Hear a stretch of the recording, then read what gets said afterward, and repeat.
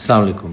কিছুক্ষণ আগে গণ অধিকারের নেতৃবৃন্দ, গণ অধিকার পরিষদের নেতৃবৃন্দ এভারকেয়ার হাসপাতাল থেকে ফেরত আসলাম। বেগম খালেদা জিয়াকে আমরা দেখতে গিয়েছিলাম। ওনার সাথে আমাদের দেখা হয়নি। উনি সিসিইউতে আছেন, ক্রিটিক্যাল কেয়ার ইউনিট। ওনার শারীরিক অবস্থা এখনো বেশি ভালো না। কিছু উন্নতি হয়েছে এই গত 48 ঘন্টায়, কিন্তু এখনও খুব ক্রিটিক্যাল কন্ডিশনে আছেন। তো আমরা মূলত ডাক্তারদের সাথে আলাপ করলাম প্রায় ঘন্টাখানেক।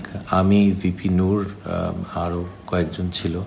তো ডাক্তার যেটা বললেন যে ওনার এখন যে অবস্থা সেটা অনেকটা কোভিডের সাথে এটা জড়িত, কোভিডের আফটার ইফেক্টস, এবং উনি যে ঠিকমতো চিকিৎসা পাননি ওই পিজি হাসপাতালে, সেটাও একটা ফ্যাক্টর।